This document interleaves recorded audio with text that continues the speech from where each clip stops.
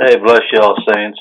Hope you're all doing well on this first day in July. I believe it's July the 8th today? July the 7th today, 2024. And tonight, for this segment of the Brothers Blog Talk Radio Show, it will be me, Elder Becker. Glad you all can join me tonight. Please let me know how I'm coming in. If you would be so kind, give me a radio check. Thank you. Josh, thank you, Sister Heidi. Thank you all. Thank you, Sister Ziona. Appreciate it. Lets me know we're coming. You know, last time I was on here, I think it was the 26th of May, I was having, the computer, let me say that, the computer was having some technical difficulties with the internet, but gratefully it's holding up. And just before we went on tonight, it was being stupid, but it seems to be holding up now, so I hope it can stay together through the rest of the show. First of all, I just want to say, for those listening now and those that will hear this, through YouTube or however, thank you all for your prayers for Sister Diane, and she's back now, so resting at home, so thank you so much. For all the words you petition Yahweh, for the strength of, Diane and myself and Lisa, appreciate it all. But with that said, I want to get onto this because it's going to be quite extensive. It's just a continuation, or let's say a part 2 of this study on witchcraft, and we're going to go over some quick key points before I get into the main body of this. Hey, bless you, Brother Tommy. Good to see you, my brother. Good to see you in the room. Bless you, Josh. Thank you, sir, for, again, hosting and, always being there available for the saints. Before we get into the main body of this, this is going to be Witchcraft Manipulation Part 2. Witchcraft Manipulation Part 2. Back in May, in my first blog talk on witchcraft, we covered manipulation. And I've got so much on it that we never even got close to completing it. So it's going to take a full 2 hours tonight to complete this. Again, there's so much on this topic. And when I started looking into this topic and had more of a pull in my spirit to actually dig deeper into it, I could see it's working just about every place. And it's amazing how entrenched witchcraft is and how subtle it is and how a part of mankind that it actually is without us even being able to identify its workings a lot of times, because we're actually, we're conditioned to practice it without even knowing it. But anyway, I don't want to get back in too much to my first part 1. Part 1 seemed to be very well enjoyed, and I'm grateful for the comments I got back. I'm grateful that, that there's something that I believe that was, that the brothers and sisters could take from part 1, and I'm hoping even more so on part 2. But let's just go back. We're going to get started here. Just want to say bless all the brothers that are down there doing that block this weekend, and putting their hand to the plow like all Israelites, true Israelites do. But anyway, in part 1, we covered what the 4 main areas of witchcraft were, as we understand them. At least as far as my research and my understanding was, that was the open public type of witchcraft, where you can see obviously people are practicing some form of witchcraft in the open, not hiding it, not trying to cover it up, not being secretive, not being hiding out in some coven out in the middle of the woods or something, just open and blatantly. And then, of course, we have the underground witchcraft, which, people do behind the scenes with the hoodoo and the voodoo and the sorceries and the divinations and that kind of thing, the black magic, the stuff that isn't, really put out there. It's, a lot of this practicing stuff to, again, attack people in ways that they don't even know they're being attacked, but they're actually suffering the consequences of somebody else's words on them. Then we have the what is called the fifth column, or the disguised, which is it doesn't look like witchcraft. It looks like some other thing, like the New Age philosophies and hypnosis and acupuncture, that sort of thing. But the real key focal point that where I'm talking about is as far as witchcraft is the works of the flesh, which we read about in Galatians 5:19 and 5:20, and how it has to affect us spiritually through, words, actions, dealing with people's emotions, that kind of thing. So, again, witchcraft, and as far as the workings of the flesh, has three main tenets or three main areas, and the two of them are there designed to get control. So we have manipulation, intimidation, and ultimately that's for domination or control. So somebody practicing witchcraft, whether they know it or not, may manipulate you, may intimidate you with the hopes of, in some way, shape, or form, arriving at some type of dominion or control over some facet of your life. It may not be total control, but it could be a facet here. It could be something there. It might be total control. It comes in various levels. I'm going to read quickly again what manipulation is, so we can get that refreshed in our minds, and we're going to get on with digging right into the Word and using the examples right out of the Word for showing the practices of witchcraft, and more so in the terms of manipulation.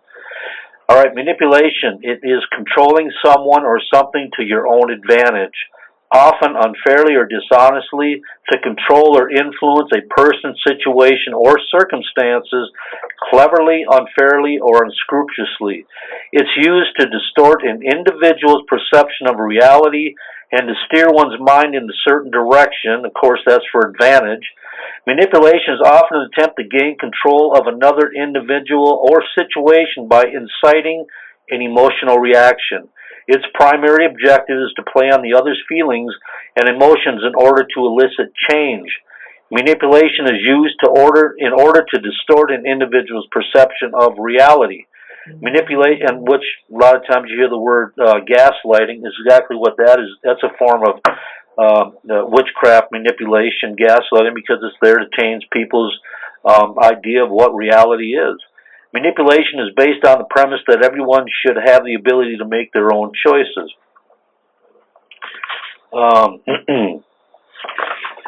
Let me see. Manipulation is control that is used to make others do what you desire of them, even though they don't necessarily agree with it.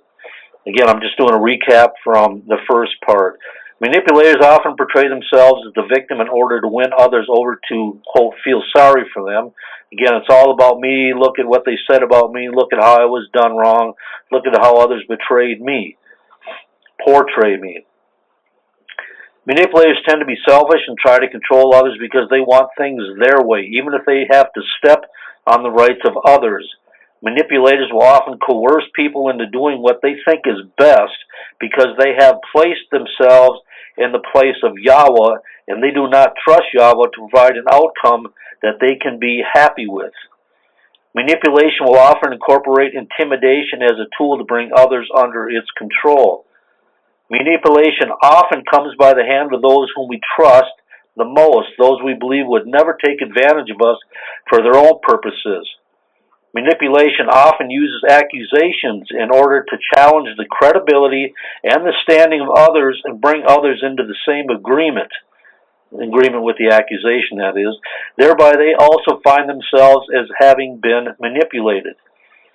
Manipulation also employs lying, persuasion, weakness, false humility, false witness, falsified information, fear or threats, which is intimidation, victimization, guilt and condemnation, big one, guilt and condemnation, shame, and again, public shaming is oftentimes disguised as open rebuke, embarrassment and defamation, which is the action of damaging the good reputation of somebody, or slander or libel, name-calling, whispering, speaking unfavorably to others about someone else, flattery, gaslighting, blame-shifting, persistence to elicit change, idolatry, it's all about me, myself, and I, attention-getting,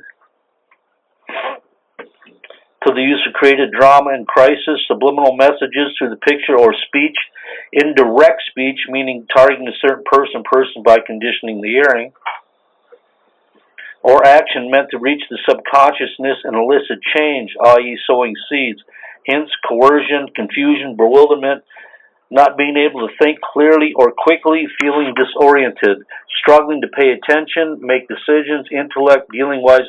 These all may be things that you're dealing with or things that you may be experiencing and somebody's practicing witchcraft against you, some of the things that I'm naming here, or things that you may be doing yourselves. Dealing wisely, deceive others by the use of... Who in the world? I'm sorry, something is going on with this phone. Hey, let me do this. Okay, anyway, glory to the King. To the use of, deceive others by the use or through the use of wisdom, meaning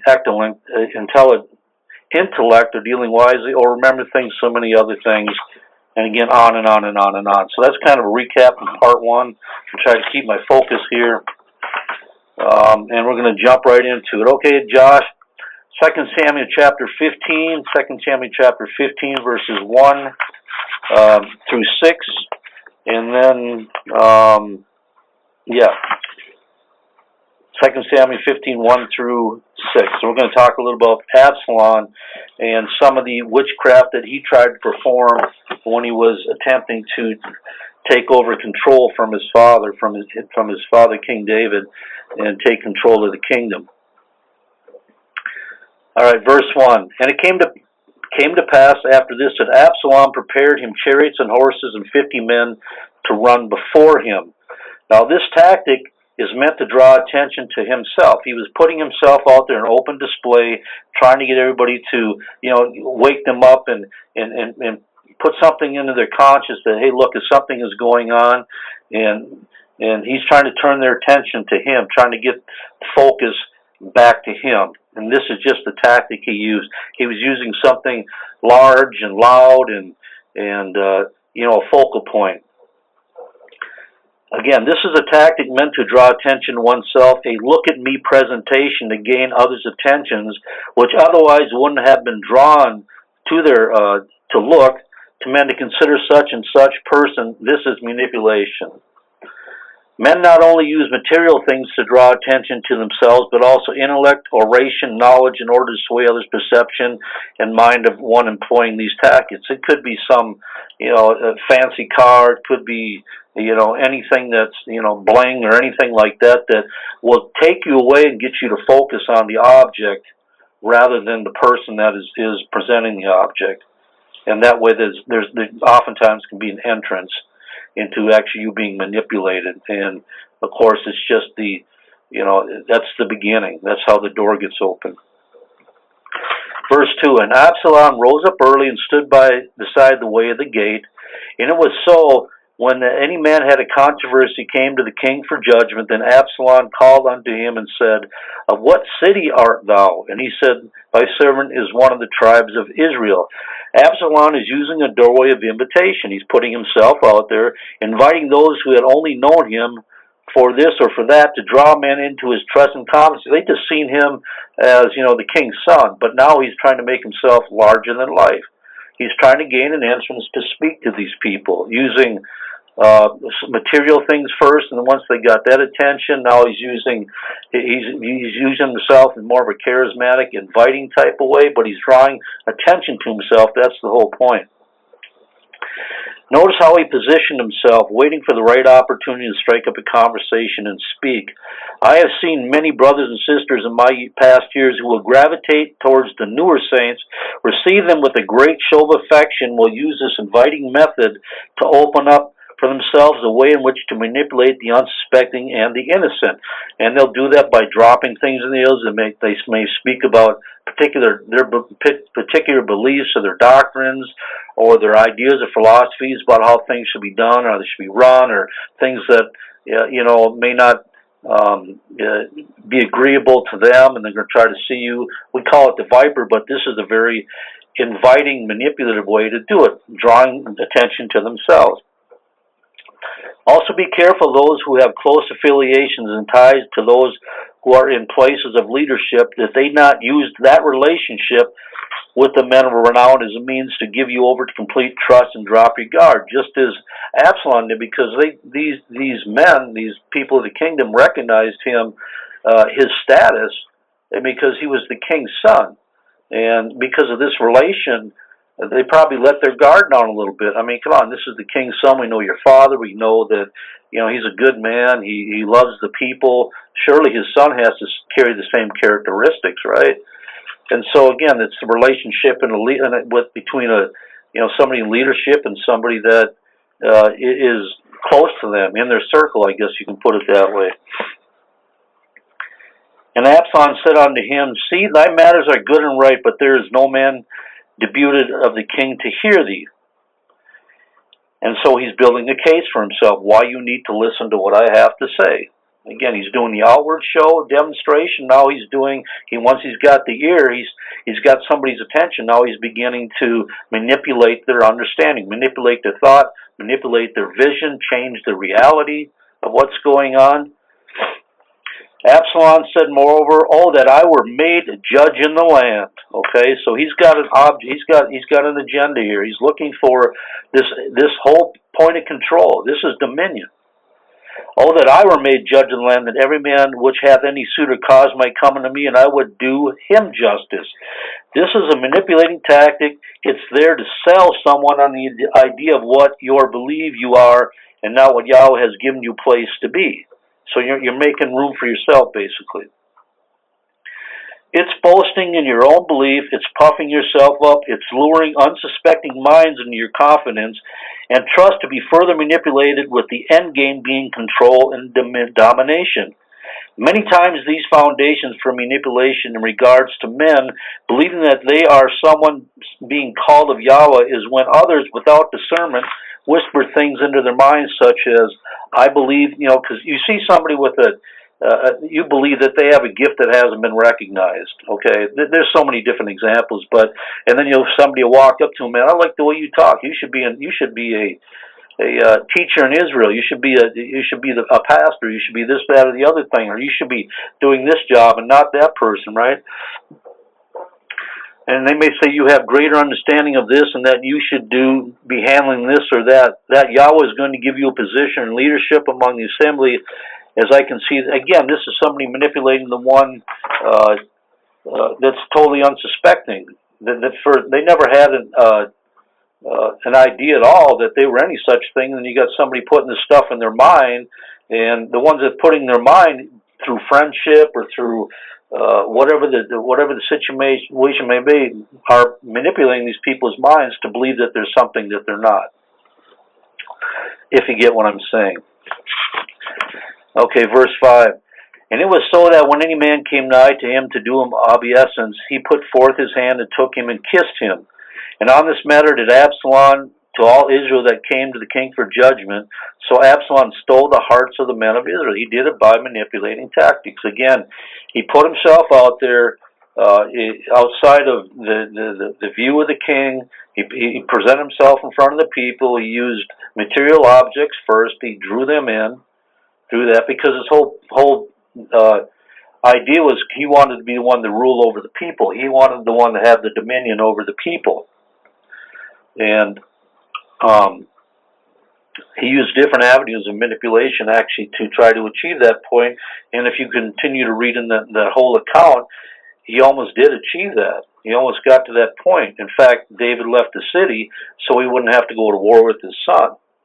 And you know what happened to Absalom after that. But again, it's just a different facet of manipulation, putting things out there, drawing men's attention to yourself, and however you want to do it, getting their ear, and then slowly conditioning their minds so you can have a place of dominion over them or control over them. Okay, 1 Kings chapter 21, 1 Kings chapter 21, verses 1. Let's see, this is pretty extensive. 1 through 16. 1 Kings 21, 1 through 16. And then we're going to go 25, Yeah, 1 Kings 21:25, and then 2 Kings 9:22 through 31. So we're going to be jumping around this a little bit.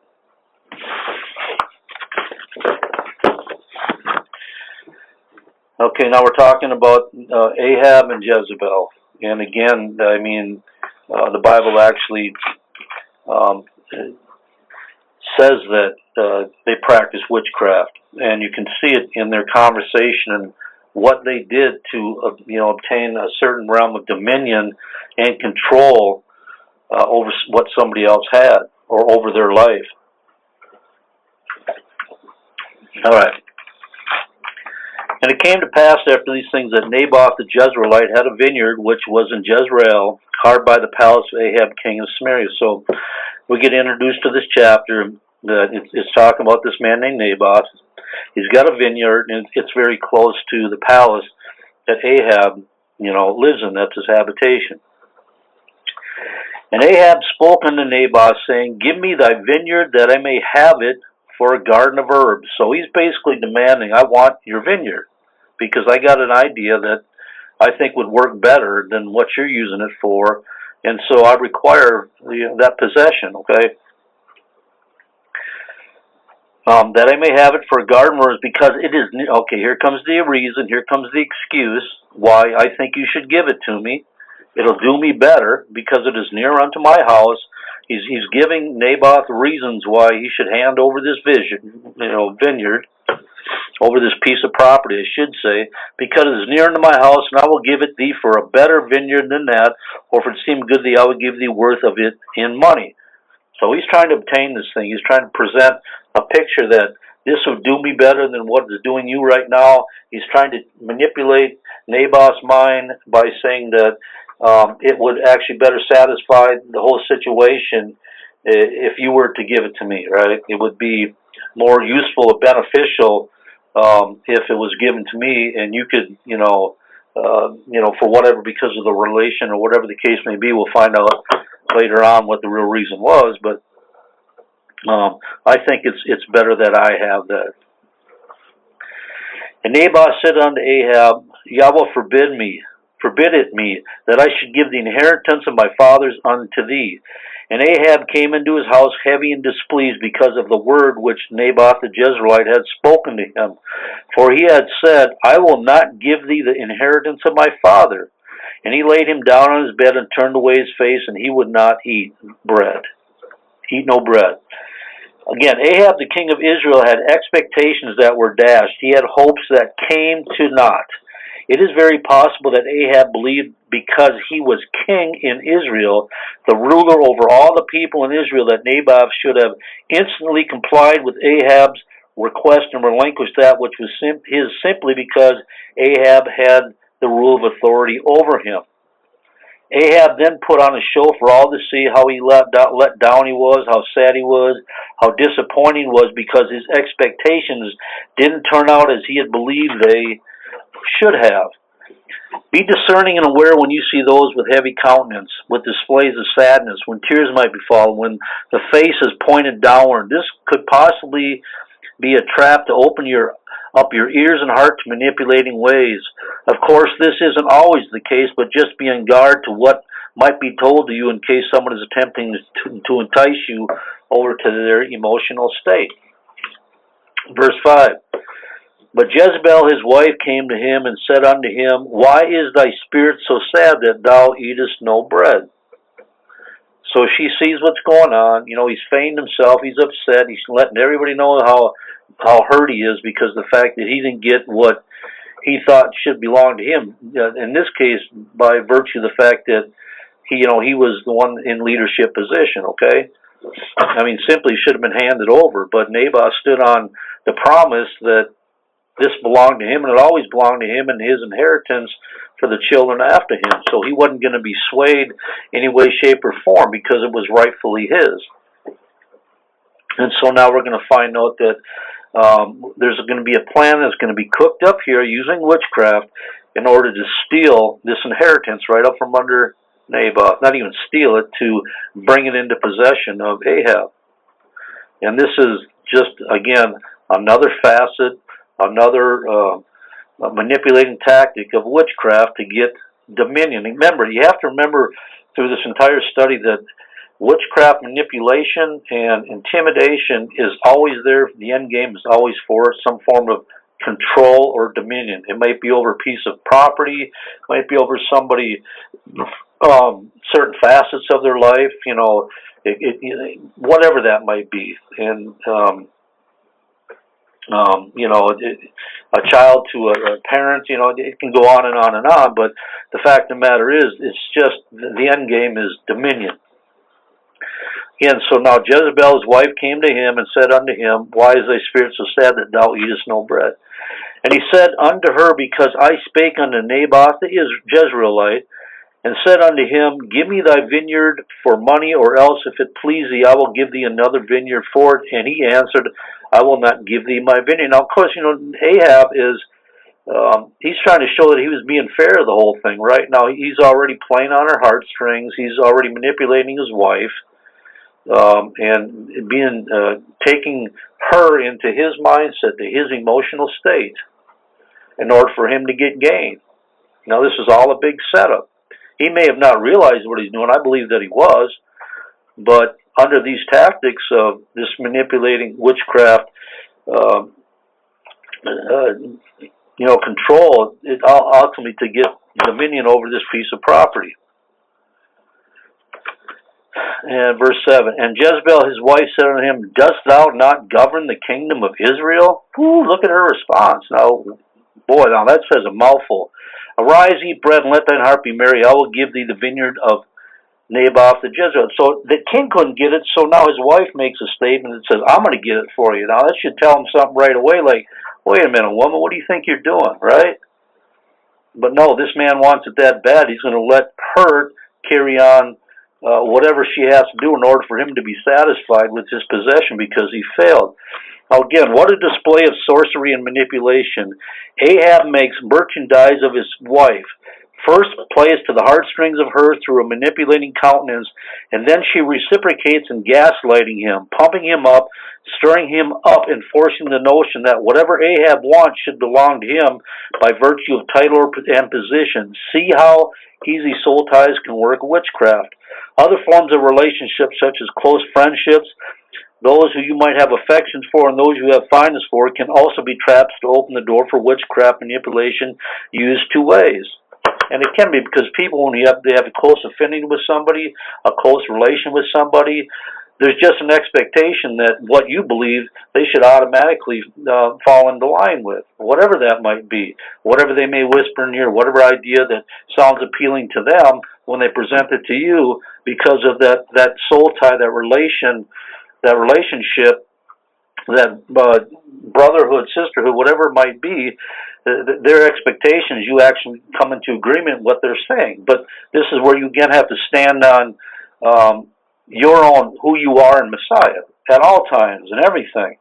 And it can't become a point of yes or no just because of a soul tie relationship, because ultimately at the end you still have to answer the Most High for everything that you agree to or don't agree to. Okay, verse 8.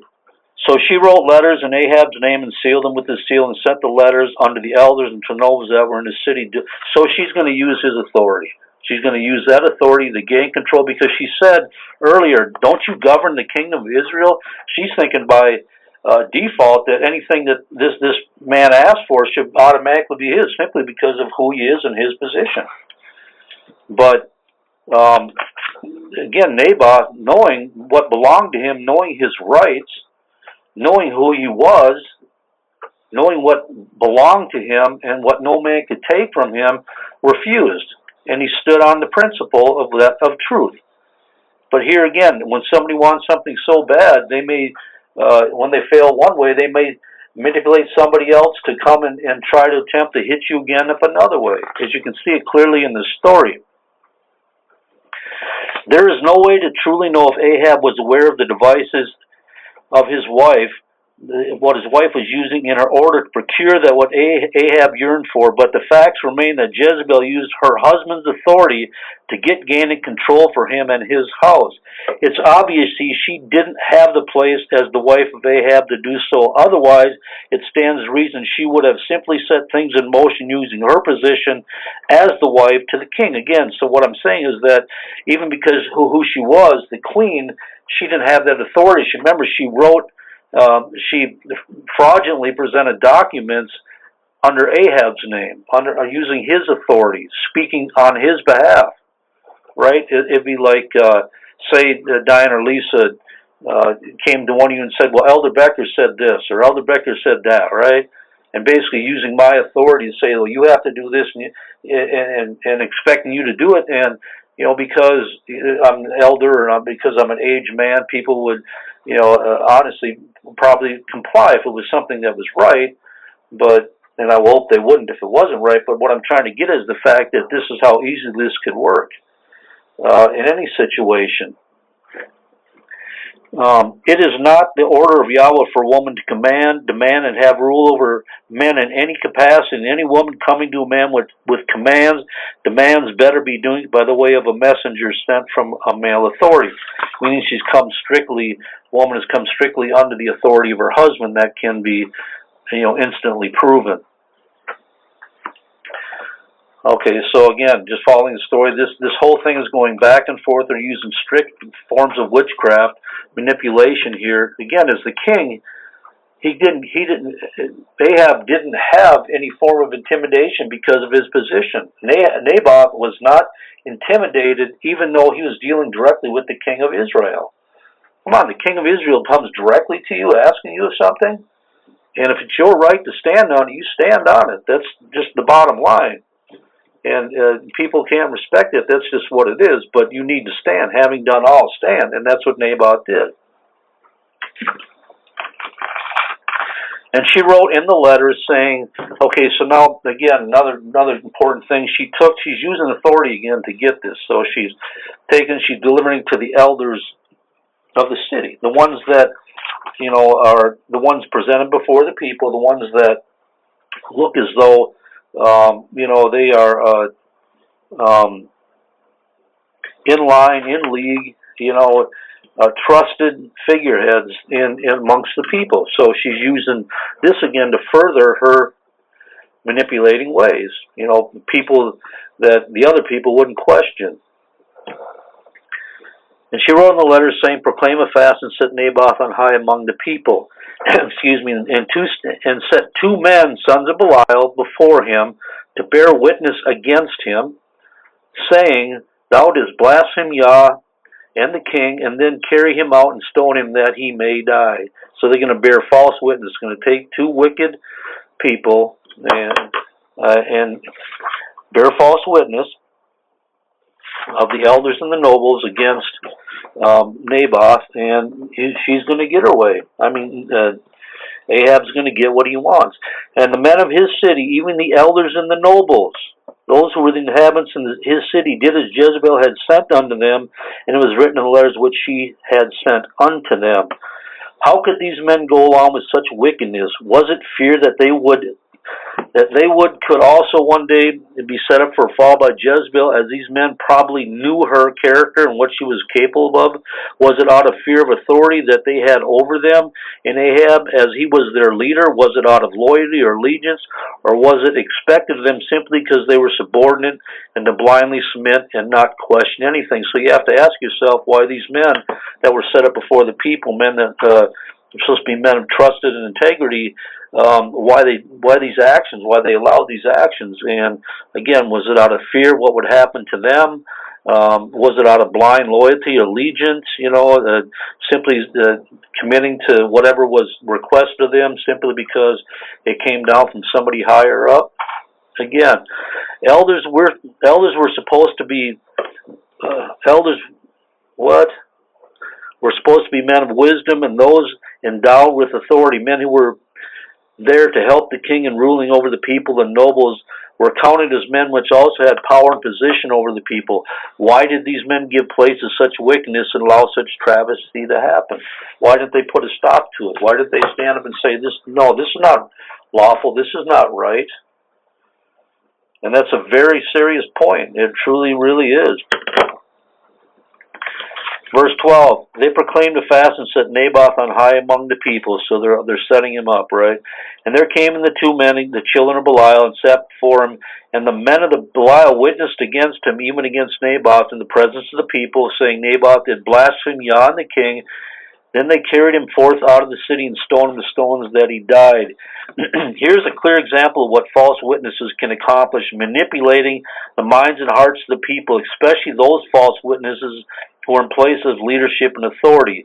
It's crucial and paramount that anytime there is a witness against a brother or sister, that it come absolutely bound in facts that are truthful and accurate and not refutable, and not with facts based on suspicion, guessing, using past events, surmisings out of an evil eye, bitterness, etc., as all these false witnesses will be held accountable and judged of the Most High Yah. Verse 14, then they sent to Jezebel, saying, Naboth is stoned and he's dead. So she accomplished what what Ahab wanted right from the beginning. He was able to merchandise her through his emotions, his display. So he manipulated her simply by his countenance, and then she bit off on it, reminded him of what belonged to him because of who he was, and it should belong to him, and then she used that authority and manipulated and bear false witness and lies, and they ended up getting this, possession. And it came to pass when Jezebel had heard that Naboth was stoned and was dead, that Jezebel said to Ahab, Arise, take possession of the vineyard of Naboth the Jezreelite, which he refused to give thee for money, for Naboth is not alive but dead. It is a point to consider as to why Jezebel reminded Ahab that Naboth was the one which did indeed refuse to sell the land to Ahab for money. To me, she further manipulated the whole ordeal by shifting the blame back onto Naboth for not selling his land, as it was all his fault that he had to suffer and die because he simply refused to engage in that which was his right to do. Again, flipped it back on its head. Ahab became the victim. Naboth became the one that was the perpetrator, the one that orchestrated this. He's the one to blame that all this had to happen to himself because he just didn't comply to begin with. This is a woman who comforted her husband in wickedness and showed her bond to him by helping him to realize that he was justified in his actions. That because of who he was by his right of possession. She was basically pumping him up and building him up again, right? Well, you had the right to do it. That was yours to begin with. So, don't feel bad, even though you can see that something probably happened all of a sudden out of nowhere. This belongs to you, but this came into your possession, or this thing was somebody agreed with you or finally bowed the knee and said yes to whatever this or that or the other thing. And what happened between all that, there should have been like light bulbs going off. Wait a minute, where did this come? But of course, when somebody set out to do wicked and evil, and their heart intent is to get something, get a possession, whether that be a control over somebody's life or something material, whatever thing that they have to do through intimidation, manipulation to actually get that control, that dominion. When the heart's evil and the intent is wrong, that's what's going to happen. And it came to pass when Ahab heard that Naboth was dead, that Ahab rose up to go down to the vineyard of Naboth the Jezreelite to take possession of it.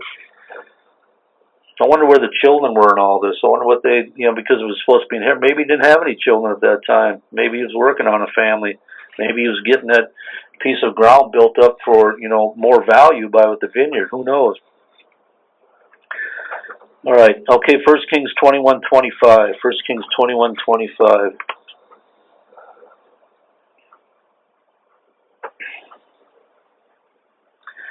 But there was none like unto Ahab, which did sell himself, he merchandised himself, to work wickedness in the sight of Yahweh, whom Jezebel his wife stirred up. Ahab made merchandise of himself. He sold his wife on his desires by his display of heaviness and sad countenance.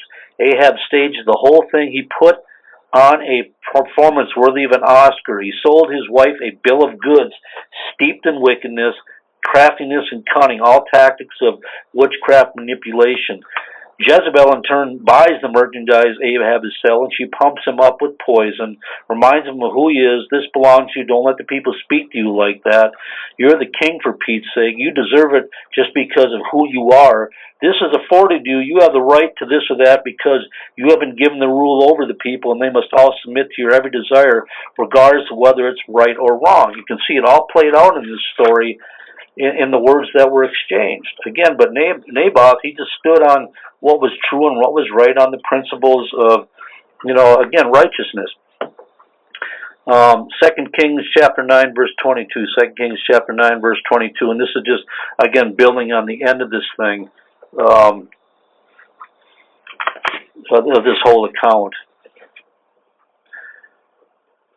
And it came to pass when Joram saw Jehu, he said, Is it peace, Jehu?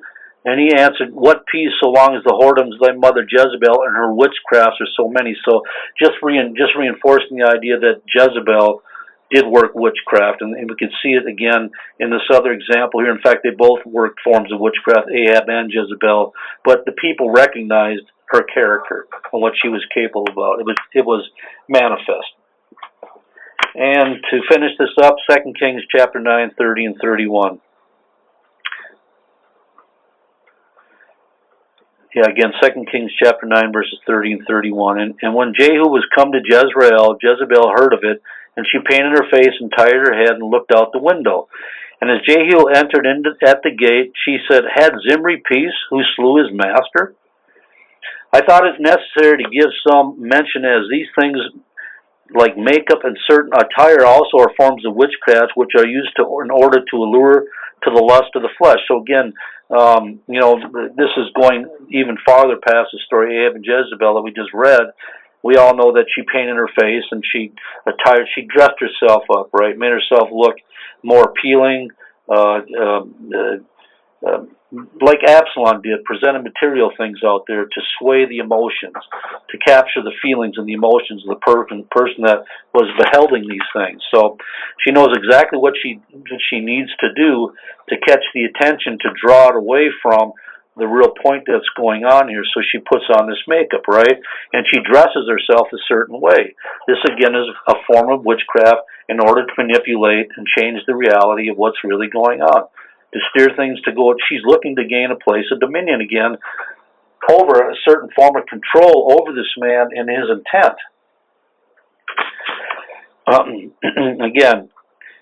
Attire also forms of witchcraft are used in order to allure to the lust of the flesh. They are used to draw men in. When it comes to clothing, men and women can use these things to draw attention to themselves as a means to get gain and satisfy their fleshly lust. Interestingly enough, when you read of the attire of a harlot, a prostitute, and you can find that in Proverbs, it describes clothing that was worn skin tight. Its design was to accent the shape of the woman in her attempts to draw as much attention to herself as was possible. That's why, the women are supposed to be dressed in modest apparel. Nothing outlandish, nothing too tight, nothing too revealing, because it's there to, the husband knows what the woman looks like when she's in the bedroom, when they're off by themselves and they're intimate time together. But to others, to help keep the atmosphere more sincere and more pure, if I can say that, is that this the apparel that doesn't draw attention to itself in any way, shape, or form. If you understand what I'm saying. It's also clothing worn to accent body features that would otherwise be hidden, such as women wearing low-cut shirts and men wearing tank tops. They want to show off their features. They want to access their features. Again, we're supposed to be creatures of humility and creatures of modesty and decency and considering one another in everything that we do.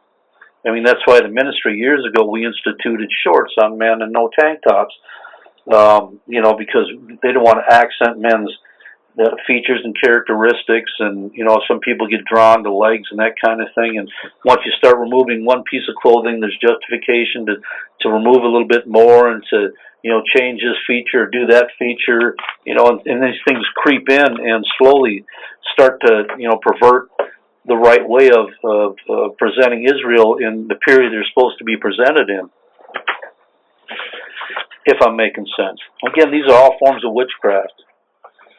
Even in the makeup and the clothing and the speech and the material goods, all these things are there to change the mind of somebody, to elicit some emotion, to carry with it some direction where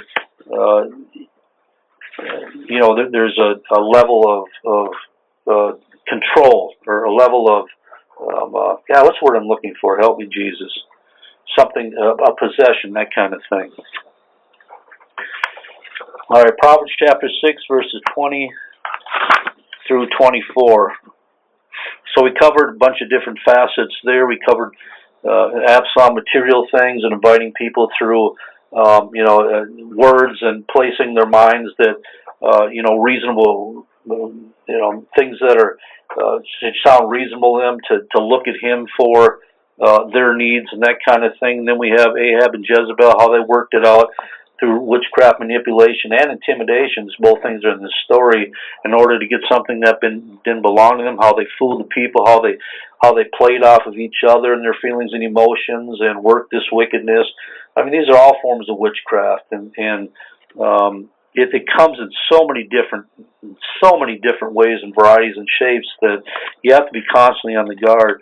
Well, now we're going to talk about the form of flattery and how manipulating flatteries are, even in the slightest way. Now, honestly, a lot of people may give you a compliment, and it may be pure, so take it as pure. But a lot of times, you can hear when somebody's flattering. You can hear it in their speech. They're there trying to gain an advantage. They want something. They need something that is going to suit them, so they can gain that level of that control over you just by simply playing on your emotions, your things that allure to the lust of the flesh, and again, all kind of different things. Okay, Proverbs chapter 6, 20 through 24. My son, keep thy father's commandment, and forsake not the law of thy mother.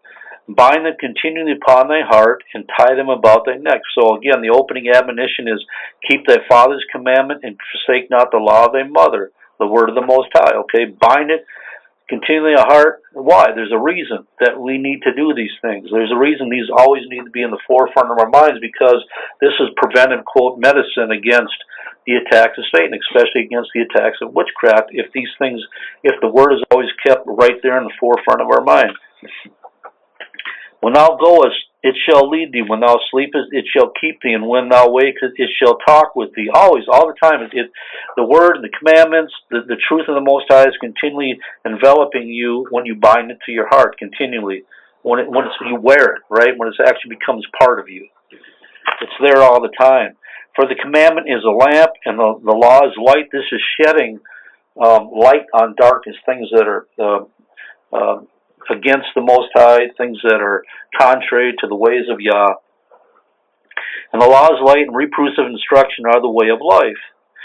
And these are all designed to what? To keep thee from the evil woman, from the flattery of the tongue of a strange woman. And a strange woman can come materially. It can come in the form of a spirit whispering in your ear. All kinds of different things, right? But these are all there in Proverbs 6, given by, we know Solomon wrote that, a man, the wisest man that we know next to Yeshua that ever took the form of flesh and blood. And he's saying that these are all there to keep thee from this. He could have said a bunch of different things, but to keep thee from a woman that is evil, and from the flattery of the tongue, because he understood how powerful this was.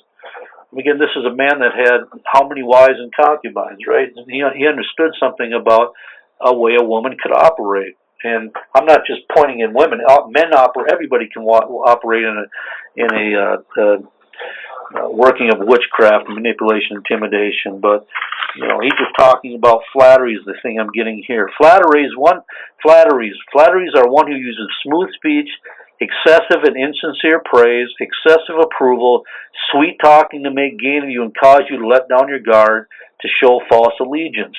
So the strange woman, in place, this is an entity, this is something that is foreign to you and comes using flatteries because there's something here that they're trying to get you to let your guard down, to open you up to receiving what they have to say, whatever that may represent to you, whatever form that might be. To cause you let down your guard, to show false allegiance.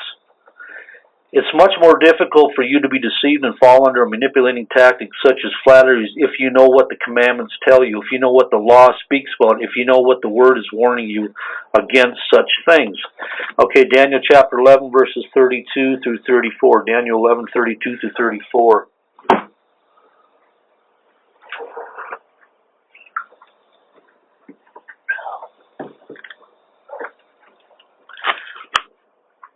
Talking about flatteries yet, and how subtle they can be, and how, again, these things they incite the emotions, they incite the feelings, they trigger something in the mind. They do something with that feel good thing in you, and if somebody comes to you and makes you feel good, a lot of times that they obviously could be opening you up to actually work witchcraft in you and against you, because this, I want to hear what's all these good things about me, so I can trust you because you're saying nice things about me, right?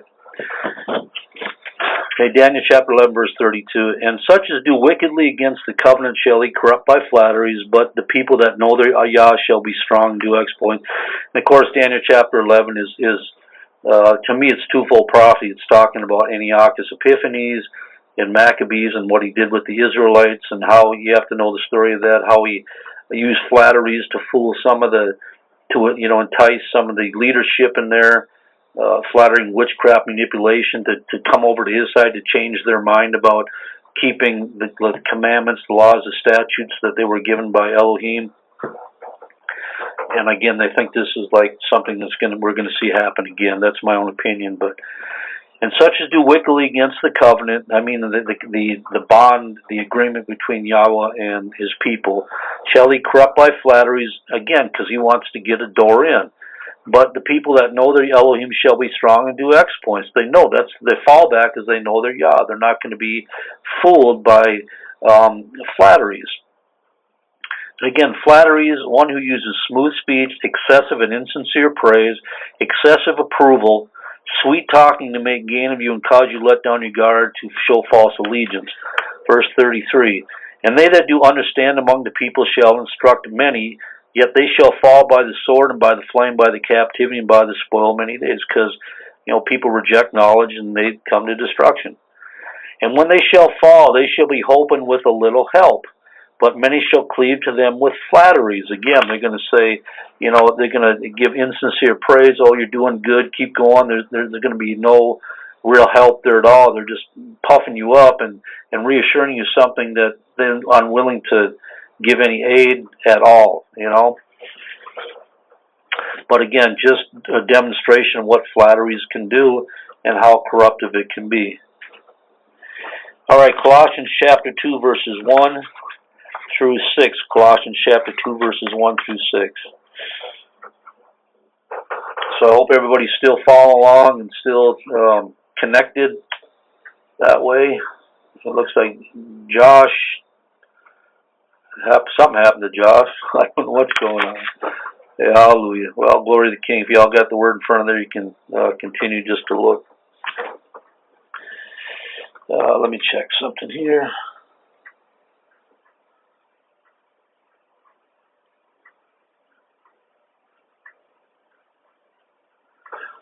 Okay, all right. Anyway, Colossians chapter 2, verses 1 through 6. This is Paul in his letter to the assembly at Colossians. For I would that you knew what great conflict I have for you and for them at Laodicea, for as many have not seen my face in the flesh, that their hearts may be comforted, being knit together in love, unto all riches of full assurance of understanding, to the acknowledgement of the mystery of Yah and the Father and of the Messiah, in whom are hid all the treasures of wisdom and knowledge. And this I say, so Paul is reminding them that even though I haven't seen you, that this is my desire for you, that you're being knit together in love. You have the right kind of understanding. Your heart should be comforted because you have acknowledged the mystery of Yah. And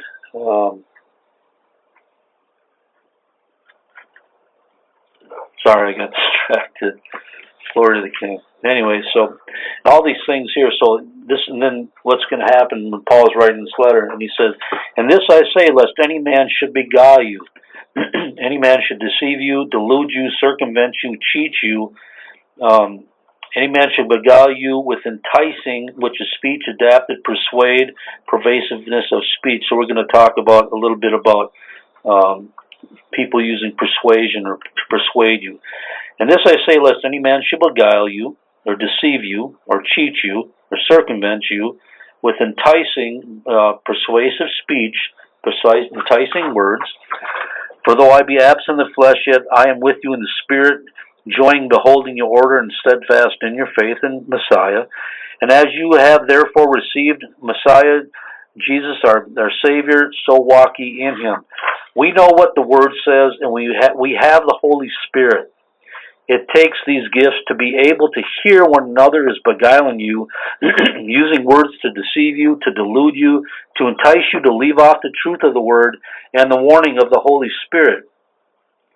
When you sense you're being enticed to accept another perspective, another belief, and it doesn't line up with the Word, then abandon this manipulation and hold fast to the truth, this beguiling tactic, okay? Again, example, the warning given to us in 1 Timothy 5:19 is to receive not an accusation, which is a criminal charge. An accusation is a criminal charge against an elder, except out of the mouth of two or more witnesses. This is going back to the story of Ahab and Jezebel. That's why they got men of Belial, not one. They actually did it according to the book. They got two witnesses. They just turned out to be false. But I'm going to talk about it in the aspect of one witness here. Again, the warning given to us in 1 Timothy 5:19 is to receive not an accusation. This again is there to remain steadfast, using the Word, the things that you were received as the truth, and not deviating from them, okay? Is to not receive an accusation, which is a criminal charge. Somebody's criminally charging somebody else with doing something wrong, right? Against an elder, except out of the mouth of two or more witnesses. That is just working Torah right up to the present, okay? But what if someone comes to you with only one witness? What if they just come to your ear, they sit you down and say, look, they're the only one, especially those who are trusted sources amongst the body. Do you receive their report in light of what the Word tells you, meaning that you automatically receive what they have to say because of who they may be? If I come up to anybody, if I come up to any of my brothers and I say, you know what this brother did, right? Did you hear what this brother did? Okay?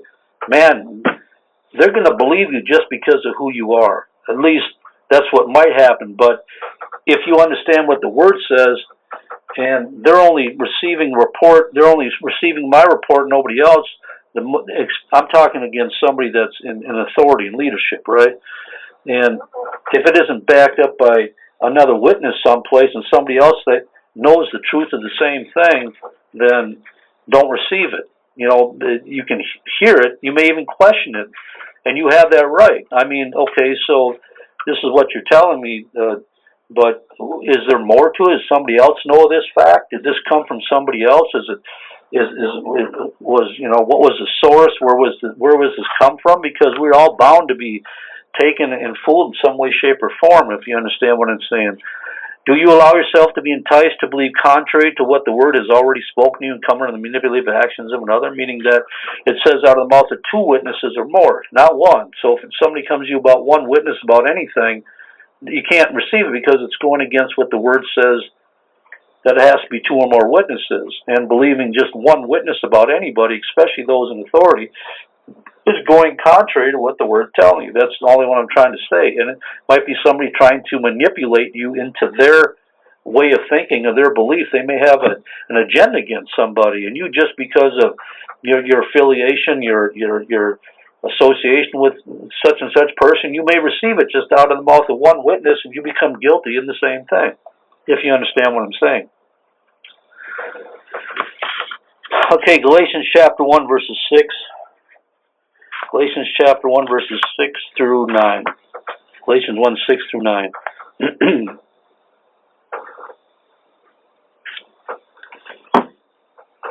I have no idea if I'm still on the air. I'm assuming that I am.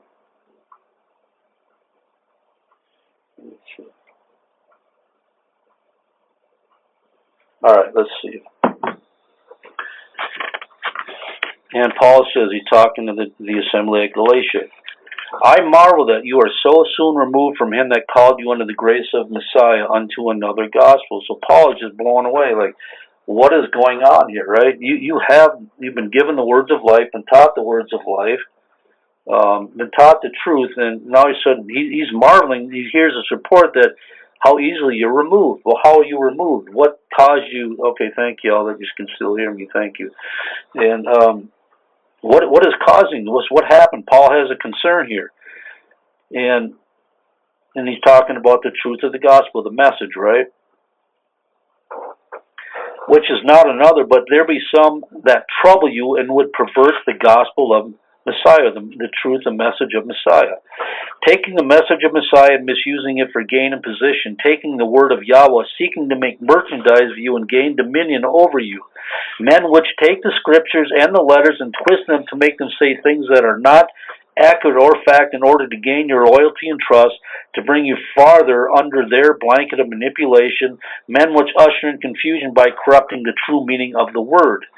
When men spend time personally trying to convince you of what it is that you may be missing or lacking in understanding, this may be an attempt at manipulation of your own understanding, and if allowed to happen, that basically this is theft. They stole something from you. I'm not saying this is the case. You can tell those that are sitting down and treating you in your understanding a lot of times when you simply just don't get it, right?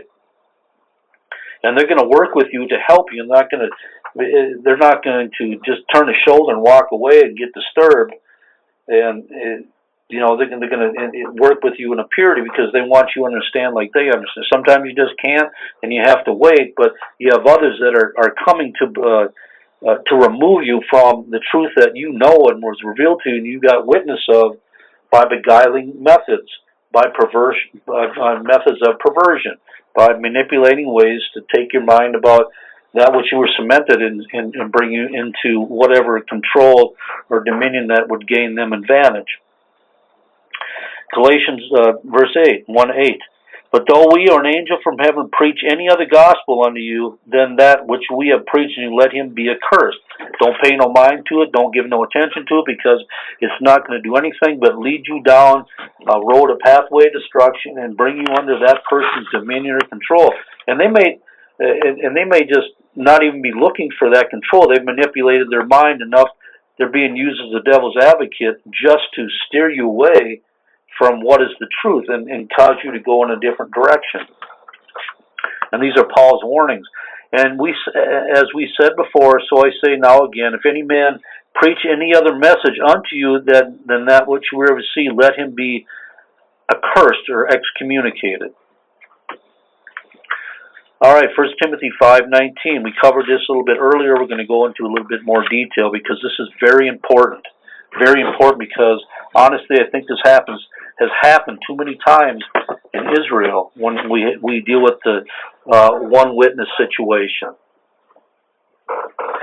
1 Timothy 5:19, we did it again and again. Accusations are another form of manipulating somebody to fall in line and agree with what you're saying, right? And they bring you under their control, their idea, their sphere of belief, whatever that might be. They've captured your attention, and now you become a victim to whatever it is that their desires are against another person who they're accusation against. They're trying to bring you into allegiance, if you understand what I'm saying. All right, 1 Timothy 5:19. Against an elder receive not an accusation, but before 2 or 3 witnesses. And if you look at elder in here, it can be somebody that's aged or somebody that's in a position of authority amongst the body. An accusation is a criminal charge. It's a charge of wrongdoing. These are very serious things. An allegation that a person is guilty of some fault, offense, or crime. This is purely a tactic by those under the influence of witchcraft to cause you to manipulate your thinking against those to whom you saw no such matter of the said accusation, true or false, before something was spoken to you. You may have known this person for years. Somebody may have an offense towards somebody, may bear false witness against them, accuse them, and then you've never seen anything to suspect otherwise. There never was an indication that this said person had any of this history at all. All of a sudden, somebody's opening up a whole new thing to you, and they're trying to convince you that that's what this person is guilty of. They've committed this criminal charge, and that's what this accusation is. The accuser and the witness both stand to fall under the influence of witchcraft. How often have we received an accusation or become the object of the accusation, or perhaps less offensive, an allegation of what another has done or said about us or others, and the primary witness was the first and only one to have, quote, heard or, quote, seen something, then use this witness, their own personal witness, possibly taint or skew witness, to influence someone, which unfortunately now becomes the accuser. Because if you're influenced and you open up to somebody else's accusation, receive it, you also become an accuser against that person, the one who the accusation is leveled against, the one who the criminal charge is leveled against, which unfortunately now becomes the accuser into speaking things that would then in turn influence others and cause others to believe said accusations. Did this witness establish what they had seen or overheard by doing due diligence, or did they speak according to personal perception and mental programming? The word of one witness is too oftentimes accepted as the only source of, quote, the facts, especially when this witness is considered trusted or reliable. Then consequently, the one who received the report of that only, quote, one witness now gets placed in a position to act as the accuser and has in turn violated the commandment of Yahweh that only by the mouth of two or more witnesses shall anything be established and proven, the facts brought to some similitude of truth. Saints, have your radars on and be fully aware that someone may be attempting to manipulate you when, quote, facts are revealed to you which originate from one witness, and avoid rumors, as all rumors are typically unfounded and often a misrepresentation of what truly happened and what is actual facts.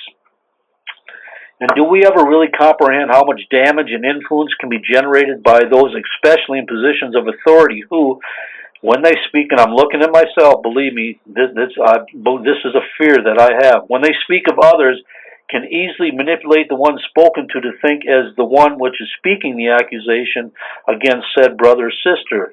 Again, i.e., this brother did that, this sister said that, that brother said that, this sister did that, and this coming from a trusted source, it's received as truth. This is manipulation, this is domination and control. Somebody might be trying to bring you further under their spell, if I can use that, by using just one witness.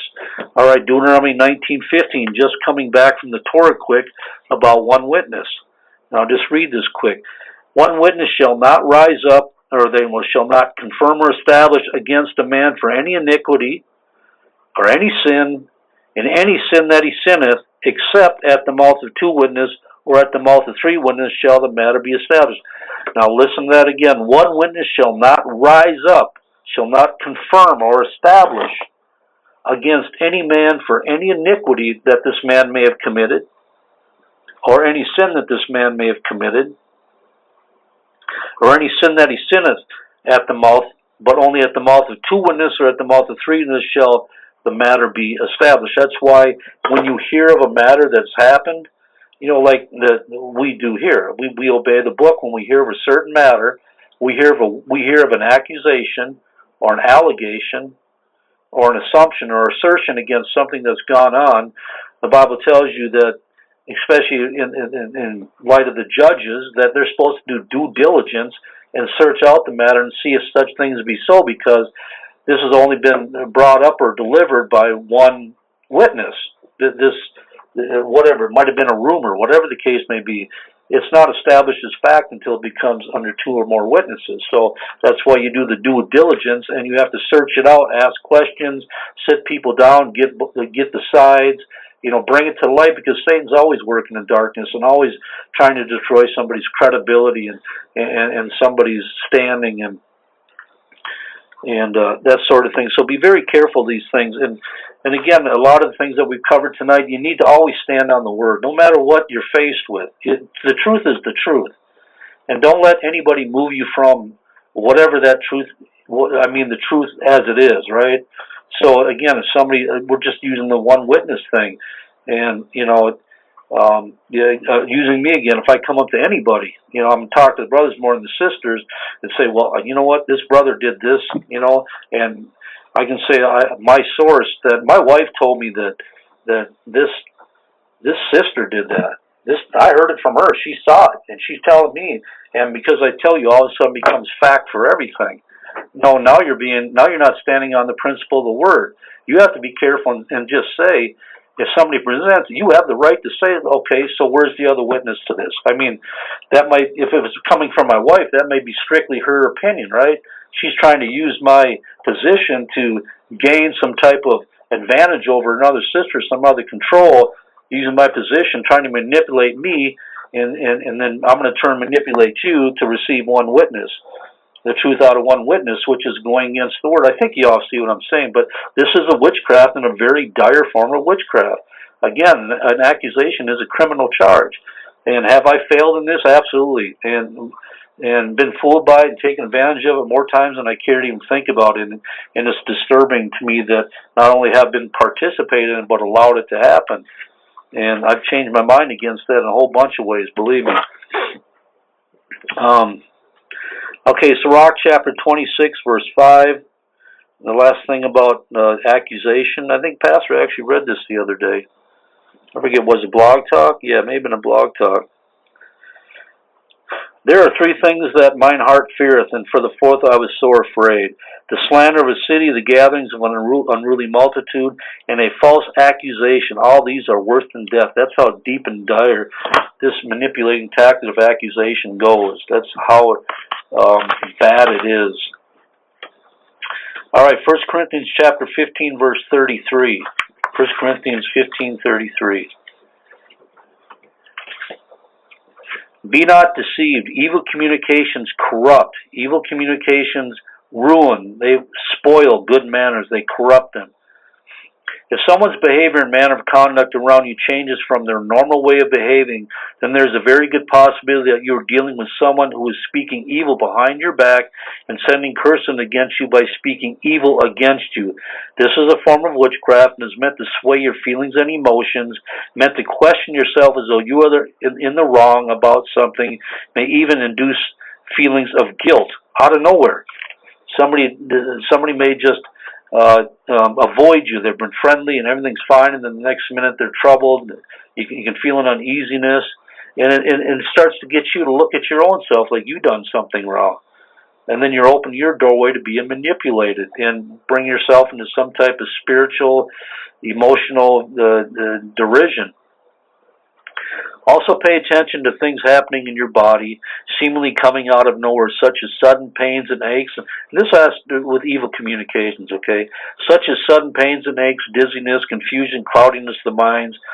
All these could be the result of someone putting their mouth on you and sending curses, which of course sends demons to attack you. Never forget the word says life and death is in the power of the tongue, and the tongue is an unruly evil full of deadly poison. So when you are challenged to speak evil or negatively about someone or something, speak life and help out yourself and the person on your radar. All right, Sirach chapter 51. Sirach, Ecclesiasticus again, chapter 51. 1 through 6. And we're still dealing in accusations here and evil communications, which oftentimes accompany accusations or criminal charges. I will thank thee, O Yahweh and King, and praise thee, O my Elohim, my Savior. I do give praise unto thy name, for thou art my defender and helper, and has preserved my body from destruction. So the writer of Sirach is giving Yah all the praise and recognizing who is the one that is the preserver of their body, their soul, their spirit, their mind, and from the snare, the slanderous tongue. and from the lips that forge lies, and has been my helper against mine adversaries. So we can find out who your adversary, that might be your brother, when they have a slanderous tongue, when they have lips that forge lies, when they speak falsely about you, when they raise up false allegations or accusations, when they misrepresent you, when they speak in other people's ears about your character, when they insult you, whatever the case may be. But it's Yahweh. When you come under this barrage, when you feel something, when something is spiritually off, you have to remember who your defender and helper is, the one that preserves your body from the destruction meant by these words, and that's Yahweh the Elohim. And hast delivered me according to the multitude of thy mercies and greatness of my name, from the teeth of them that are ready to devour me, and out of the hands of such as saw my life, and from the manifold afflictions which I had. From the choking of fire on every side, and from the midst of the fire which I kindled not, meaning I didn't have nothing to do with this, came out of nowhere, this fire, this rage, this thing meant to burn and corrupt and destroy. Again, the slanderous tongue, these lips that forge lies in any way, shape, or form. From the depth of the belly of hell, from an unclean tongue and from lying words. By an accusation to the king from an unrighteous tongue, my soul drew near even unto death. My life was near to the hell beneath. That was so big, verse 6. Again, by an accusation to the king, let's say an accusation, a criminal charge to somebody that's in authority, that somebody's in leadership. It could be a child to a mother against a father. It could be a wife to her husband against somebody else, coming to that authority. It could be a brother coming to an elder or a deacon or a pastor. Again, by an accusation to the king from an unrighteous tongue, my soul drew near even unto death. My life was near to hell beneath. Meaning that when someone went to one in position of authority and leveled an accusation against you, this tongue is called unrighteous, and it's caused the person to whom the accusation was spoken against to despair to the point of feeling like death was coming. They felt that this was coming like utter destruction upon them simply because of this false criminal charge. This is how powerful this influence of witchcraft accusations are. But as you should have noticed that during all these slanderous attacks, all these lies that were forged or created, all the words from a defiled mouth, this man, the one whom is speaking this man kept his trust, faith, and hope in Yahweh, the one in whom he trusted to deliver him.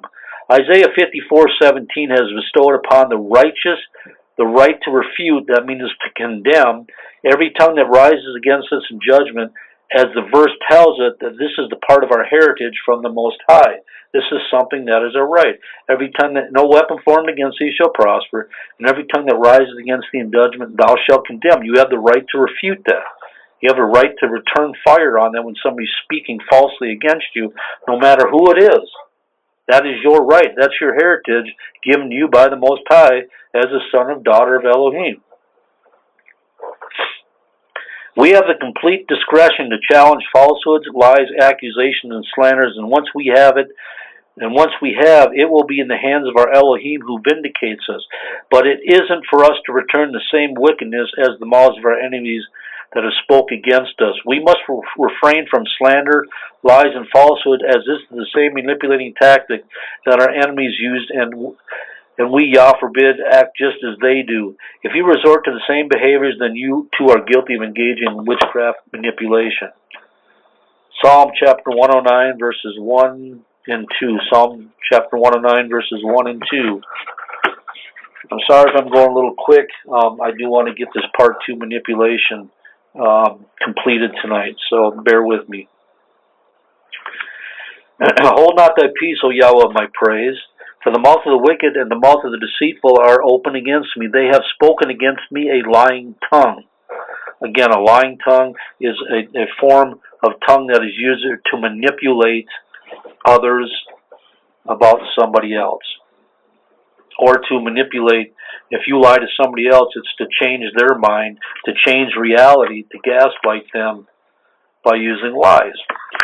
And of course, all liars have their place in the pit, the lake was burned with fire and brimstone, as Revelation 21 tells us. So again, this is a very deep level and a very destructive level of witchcraft manipulation, which is lying. Proverbs chapter 26, verse 28. Proverbs chapter 26, verse 28. Again, a lying tongue hateth those that are afflicted by it. So the reason for a lying tongue is it's generating out of hatred, out of some form of hatred or out of some form of deceit against the one that's being spoken against. A lying tongue hateth those that are afflicted by it, and a flattering mouth worketh ruin. That's all it is, meaning that the ones being lied upon are hated by the ones doing the lying against them. That's simply all that it's saying again, but you can see the depths of the destruction that flattery, lying, false persuasion, false accusation, false presentation, all these kind of things of witchcraft are there to cause destruction, to cause you to change your mind, to cause the reality, to bring you under their control and dominion, all these sort of things. First, 2 Peter chapter 2, 2 Peter chapter 2, verses 1 through 3. 2 Peter chapter 2, verses 1 through 3.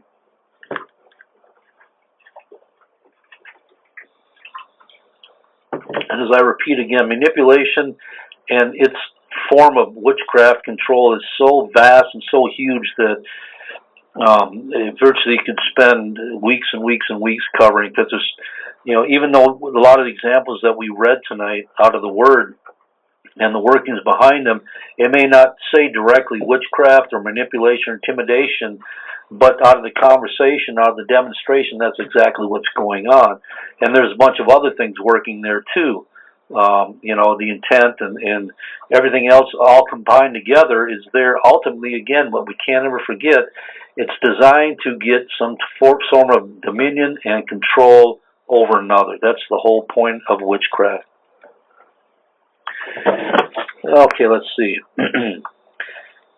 2 Peter 2, verse 1. But there were false prophets, or diviners, or foretellers, also among the people, even as there shall be false teachers among you, who privily shall bring in, or secretly, covertly, subtly, damnable heresies, even to now in Yahweh that bought them, and bring themselves swift destruction. Again, we're going to cover another facet of manipulation. Some people that come in under the disguise of being people that are learned, that people that you can trust their word, people that want you to trust what they have to say, show some type of intellect, oratory, whatever the word is, oratory skills. You know what I'm saying, right? They can speak well. Okay, let's leave. I'm a country boy. Let's leave it at that. Okay, damnable heresy. A damnable heresy, again, these false prophets, they're diviners, they're foretellers, which are going to be among Israelites, the people, and these false teachers, they're going to try to bring in damnable heresies. A damnable heresy is a destructive lie meant to cause division, opinions in opposition to the true words of the Bible. Again, opinions and lies, in opposition to the true words of the Bible, dissent or deviation from a dominant theory, opinion, or practice. These false prophets, which divine, predict, forecast, prophesy, prognosticate, which means to tell beforehand, these men working witchcraft through subtle manipulation, revealing to you their ideas of what is going to happen next. The word privily should not be understood as in something as meant to be done in private or secret, but this word is more properly understood as men who, by using subtle ways, secretly and covertly, get you to change your mind and focus and cause you to stray from the right truth. Gaslighting is an insidious form of manipulation and psychological control. Victims of gaslighting are deliberately and systematically fed false information that leads them to question what they know to be true, often about themselves and what they know is the right belief in Messiah. They may end up doubting their memory by framing things with another reality. They may end up doubting their perception and even their sanity. If we know something to be true and right, then we do not allow this sort of manipulative practice to remove you from the truth. Gaslighting seeks to turn what is real into second-guessing, doubt, shaking, and wavering. Those who operate in gaslighting often deflect questions and situations about them and seek to turn it back to the person who is challenging a wrong or an error. And that's what we're seeing here. The modern term is gas. These people here, these false prophets, these false teachers, and it could be false brothers, whoever's presenting something to you, presenting somebody in your family. You know, that feast, that's a perfect opportunity. This stuff flourishes because you get, you know, people down in all different kind of persuasions doing whatever they're doing, especially, well, I'm not going to say especially, but, you know, it can be within an assembly, with a fellowship, those that are up. I'm not going to point the finger at anybody, but anybody in time is subject to be taken advantage of by Satan and come to an understanding that is totally contrary to what we know the truth to be, and it will pull you aside privately. Hey, you know, they start with a light conversation and they get into something deeper, right?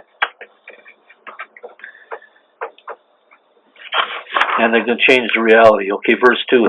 And many shall follow their, meaning these false prophets, false teachers, pernicious ways, or their destructive ways, by the reason of whom the way of truth shall be evil spoken of.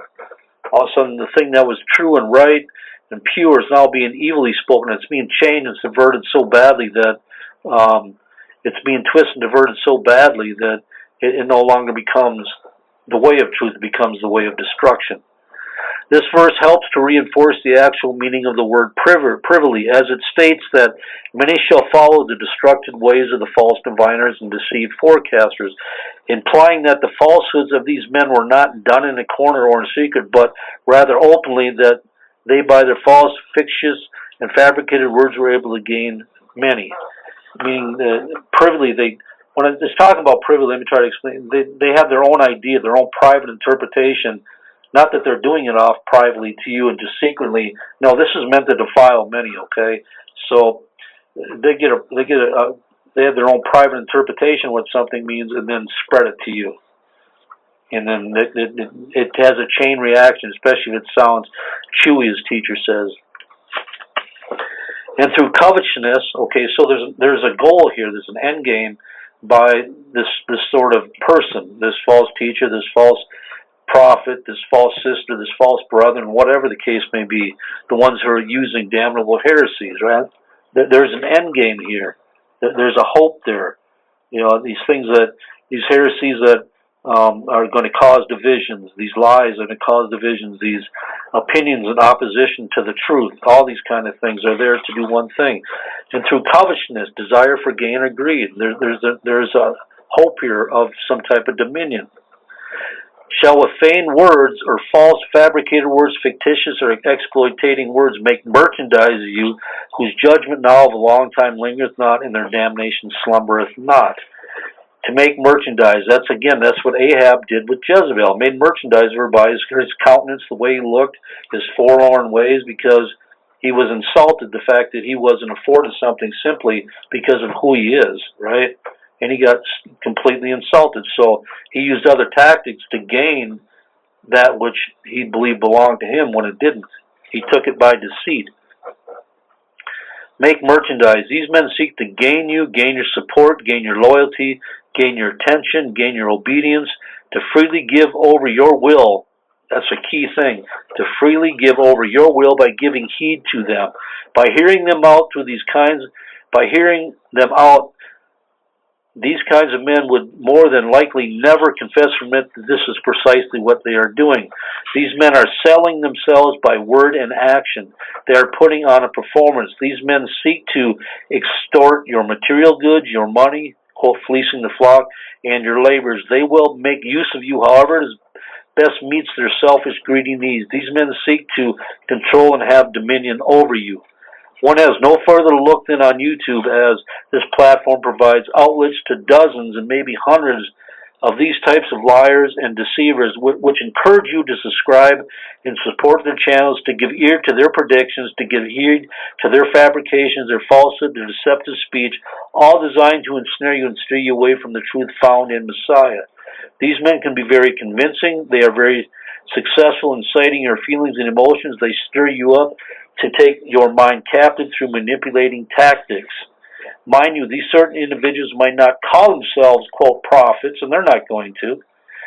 They might call themselves, we need to get out here and say this about this and speak about that because we believe we have an understanding and you don't, so we're going to bring it to your attention.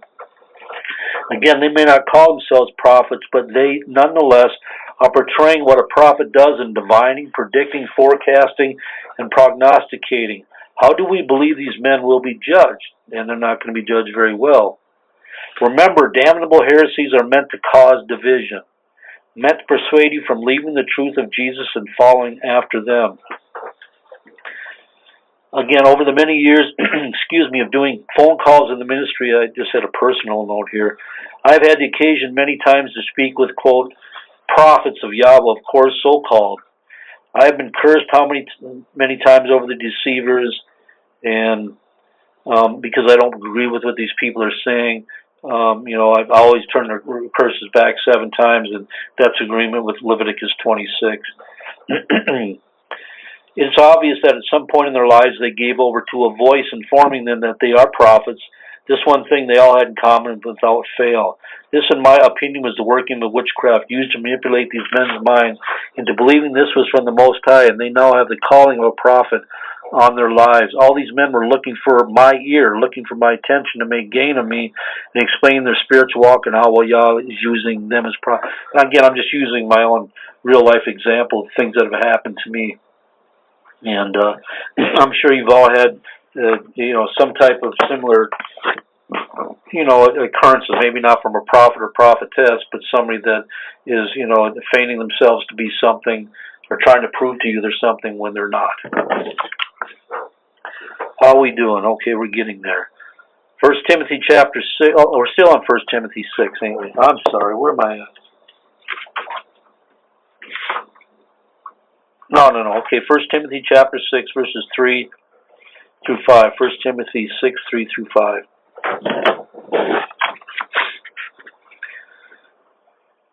If any man teach otherwise, consent not to wholesome words. That's words that strengthen one's spiritual health, sound words which gender to life. So if any man teach otherwise, consent not to wholesome words, even the words of our Master, Messiah, Yahshua HaMashiach, Jesus our Savior, and to the doctrine which is according to godliness. He is proud, knowing nothing, but doting about questions and strifes of words. So you already can identify people that are trying to teach you with words that are not going to strengthen your spiritual health, words that are not sound according to the truth of Messiah, right? Because they dote about questions and strifes of words, whereof cometh envy, strife, railings, which is vilification, making or spreading scandalous claims about some with the intention of damaging their reputation. Railings, don't forget that word. He is proud, knowing nothing, but doting about questions and strifes of words, whereof cometh envy, strife, railings, evil surmising, which is suspicions and conjecture. Doting. He is proud, knowing nothing, but doting is to be taken with such an interest in a thing as amount to a disease, to have a morbid fondness of controversy. Well, that's just a mouthful. But doting about questions, there's such a push, such a drive.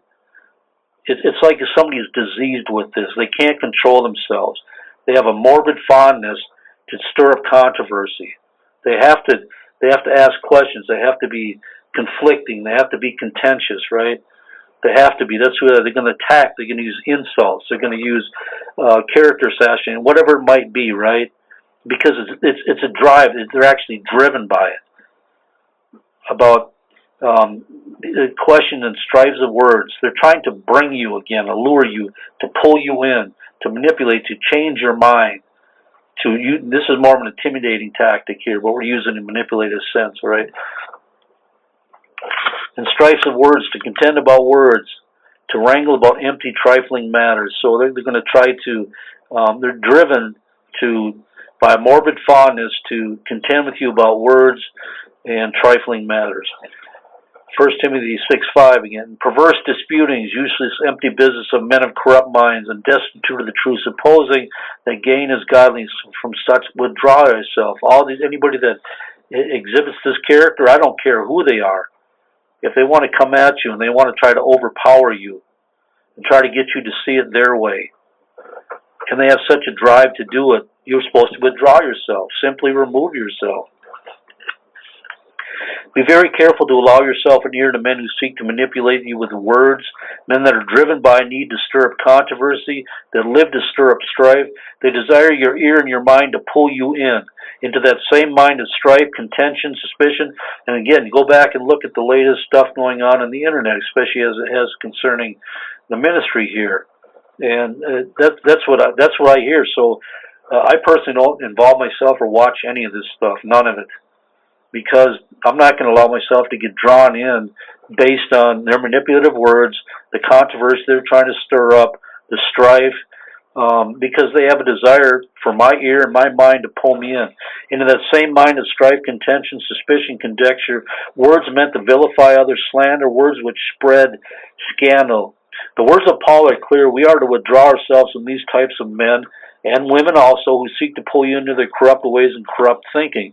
Again, a lot of these things are just simply opinions. They're somebody else's own understanding, somebody else's own words. They may be charismatic. They may have influence because of whatever this or that or the other thing, but they are there trying to manipulate your mind.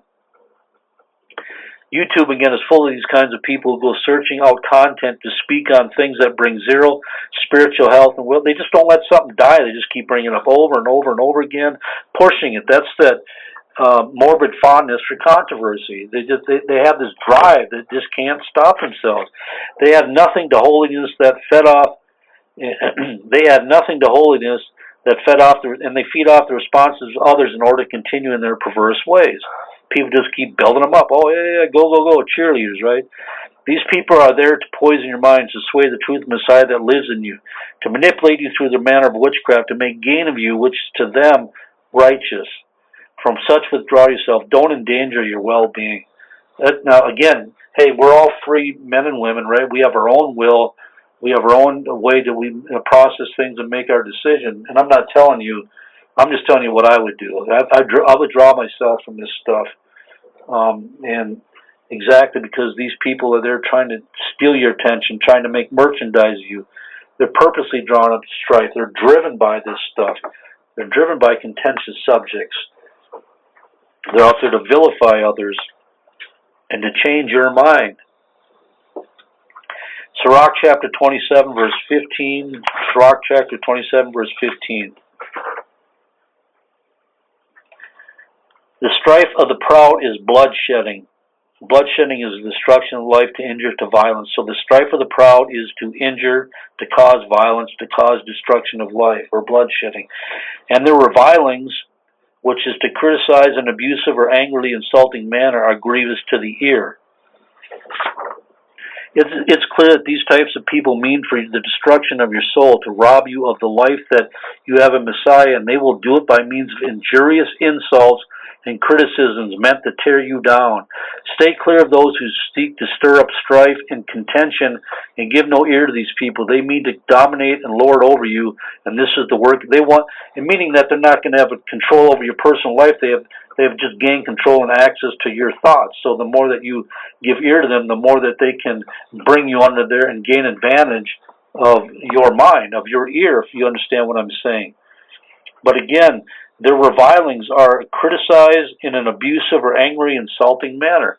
I mean, they belittle people, they put them down, they insult them, do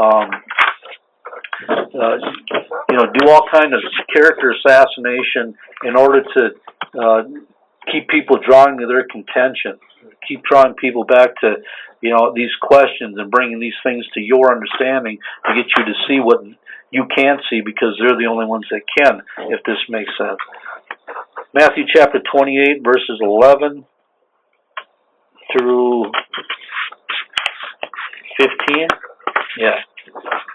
Matthew chapter 20, 11 through 15. So we've covered a bunch of different facets of manipulation, lying and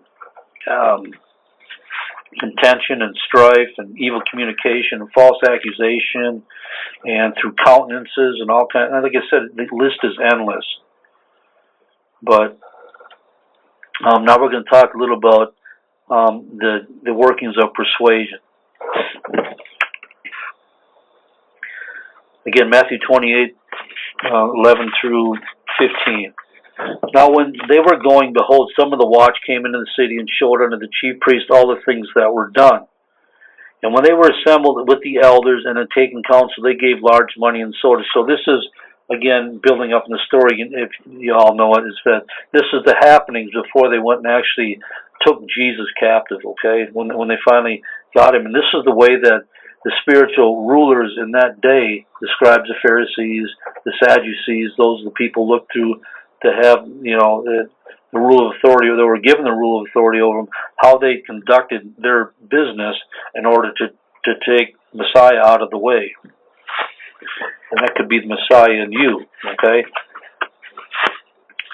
Again, now when they were going, behold, some of the watch came into the city and showed unto the chief priests all the things that were done.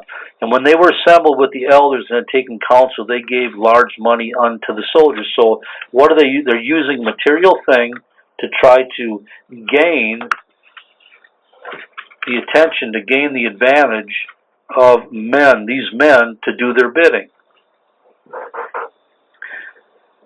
Saying, say ye, his disciples came by night and stole him away while we slept. So they're trying to change the narrative. They're trying to change the truth by manipulating, using persuasion.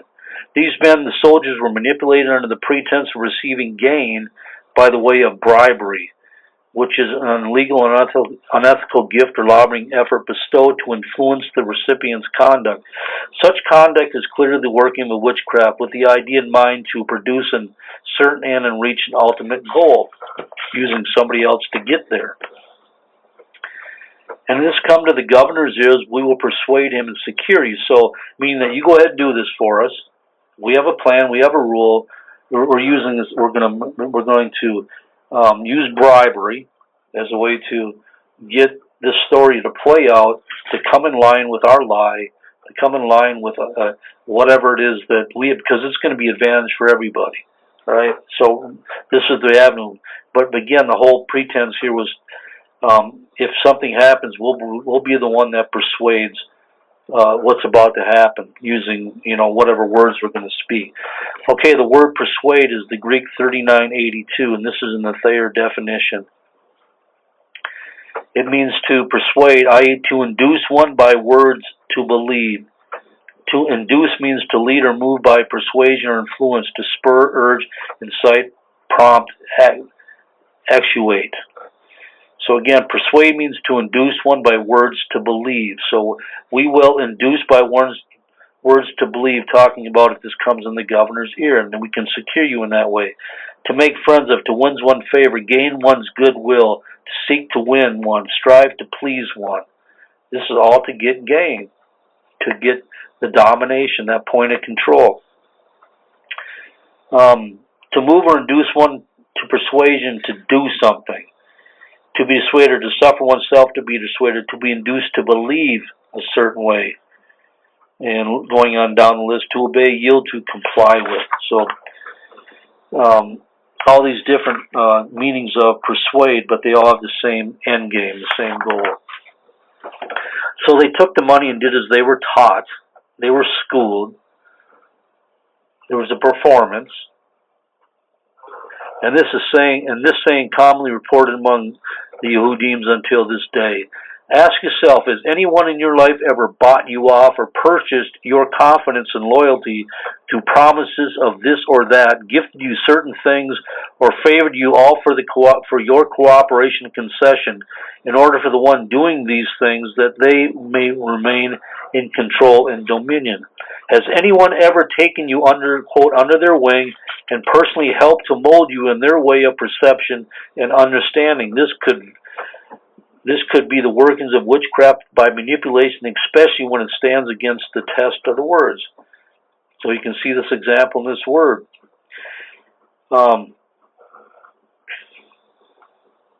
We have here a very good account of what real manipulation consists of. These were, quote, trusted men in Israel, men of high authority, who manipulated others with the promise of gain in order to convince another and others that they had standing, that they were men of honesty and could be trusted. These men used others, they lied to others, They invented falsehood and used their persuasive ways to accomplish their goals. Manipulation often uses corroboration from others to manipulate control over others. That was a mouthful, but I hope you got it. And again, Exodus 20:16 says, "Thou shalt not bear false witness against thy neighbor." Come right down to the wire. I may not get it all in, but that's just it. That'll be it for manipulation. And part 3 is going to be about intimidation. James chapter 3, verses 13 through 16. James chapter 3, verses 13 through 16.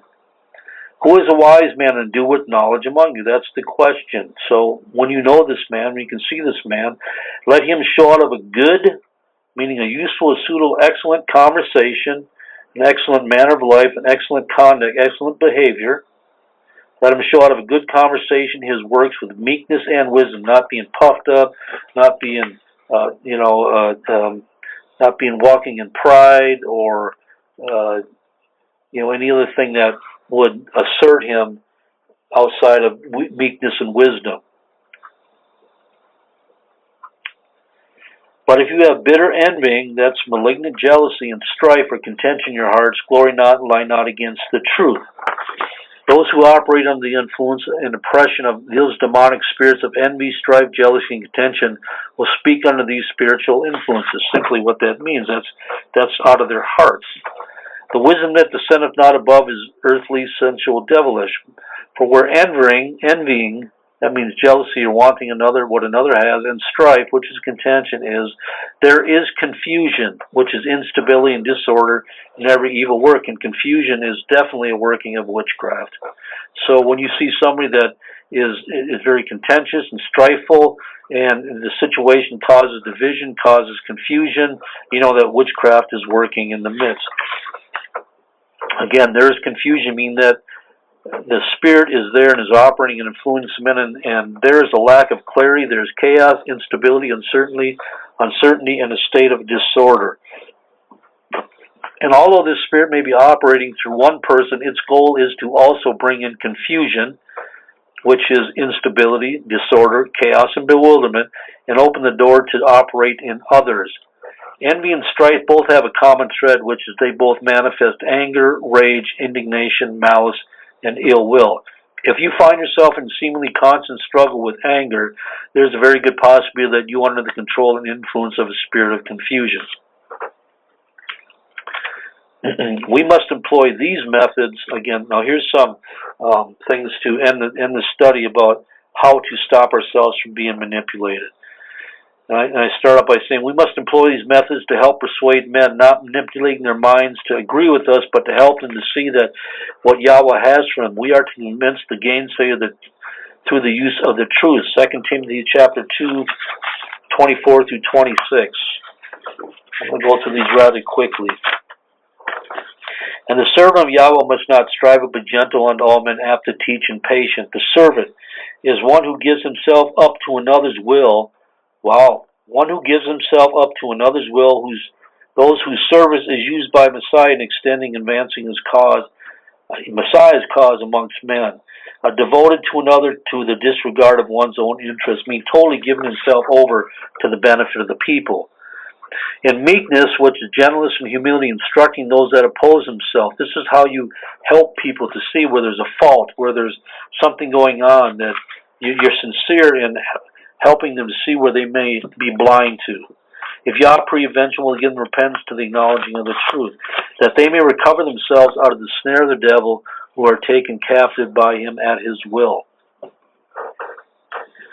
All right, 2 Corinthians chapter 5, verses 10 and 11. 2 Corinthians chapter 5, 10 and 11. For we must all appear before the judgment seat of Messiah, that every one may receive the things done in his body according that he had done, whether it be good or bad. So that's the day when we stand before Yah. You're going to be judged on things that what you have done according to when you lived this life.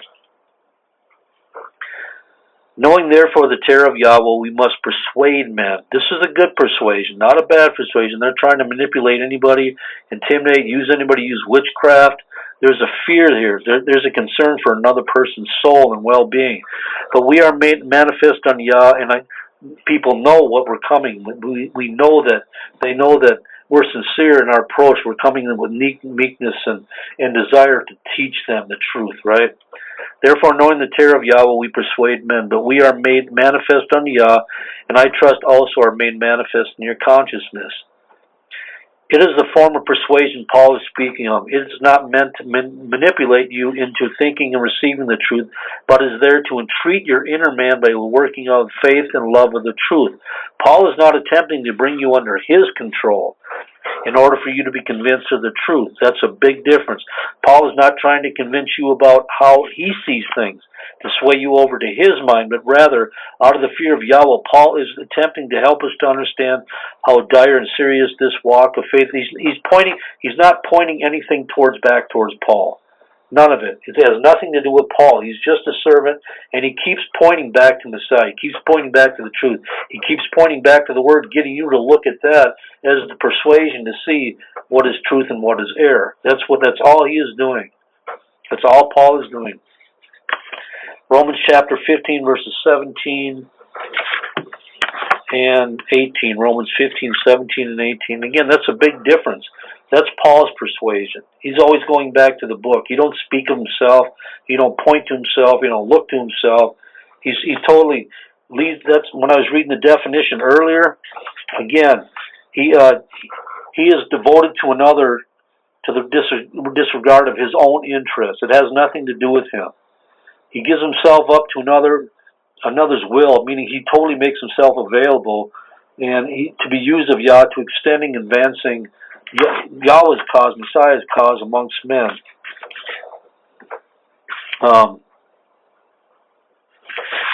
Romans 15, 17, and 18. I have therefore whereof I may glory through Messiah in those things which retain. And Paul said, look, I can glory, I can boast, I can tell everybody what great things I've done and what mighty things I've done and where I've been at and what I've seen, what I've heard, what I've been told. But he says, for I will not dare to speak any of those things which Messiah hath not wrought by me, I'm only going to repeat what I've only learned through Messiah. I'm not going to, it's nothing to do with me at all. I'm just going to bring you the truth that I received the Messiah, right? To make the Gentiles obedient by word and deed, to cause them to be obedient by word and by deed. Paul is not about to use his own words, his own ways, his own thoughts, his own place of authority as an apostle in order to make the Gentiles compliant to what was being taught and preached. It's quite obvious that Paul had a great fear and reverence towards the Most High, and that he would never allow himself to manipulate men in their lives. Paul understood that he was not to seek to overthrow a man's will, but to entreat that inner man that what he was speaking was after Messiah. That was the big difference. All right, Philippians chapter 2, 1 through 5. We're going to end on this. Philippians 2, 1 through 5.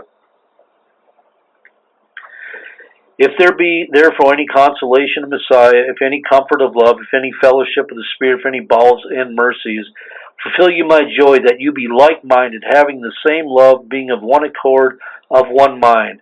Let nothing be done through strife or vainglory, but in lowliness of mind. Let each other esteem other better than themselves. Look not to every man on his own things, but every man also on the things of others. Let this mind be in you, which was also in Messiah. Alrighty, saints, that concludes part 2 of this witchcraft study on manipulation. Again, part 1 was done on the 26th of May, and this is part 2. I know that part 1 received a pretty good viewing, and I'm grateful to the Most High for that. I believe that we are in a time where witchcraft is becoming more prevalent, is becoming more cunning, more deceptive, and in higher demand even by the spiritual realm, the demonic spiritual realm, in order to divide Yah's people, to get them off track, to entice them, to beguile them, and a whole bunch of other things. So I really truly hope in the name of Messiah that you were able to learn or labor to receive something in these teachings. I truly do. That is always my hope, and that it was understandable. But appreciate all your time and attention, saints of the Most High. I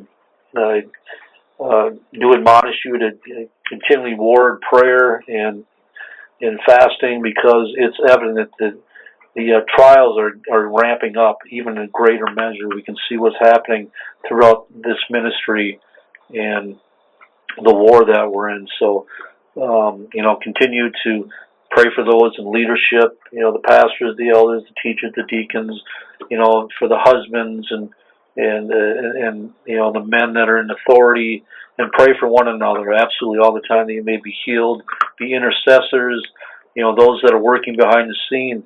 The prayer warriors are going to be ones given the greatest rewards in Shemayim, because they're the ones that were on their faces all the time, interceding for his people. Ezekiel chapter 9 has always been one of my favorite, because it describes, even in the wickedness of Israel that was going on, the righteous men and women didn't flee. They didn't run away out of the midst. They stood in war. They stayed on their faces, sighing and crying for the abominations that were being done. And when time of judgment came from the hand of the Most High, He marked those people, and they were able to survive, simply because their hearts were towards the Most High and His ways. Anyway, well, bless you all. Appreciate your time, and I pray that you all have a great week. And again, keep your mind on the Most High. Keep your mind and awareness on subtle ways of Satan. Okay. All right. Hey, bless you all. Much shalom.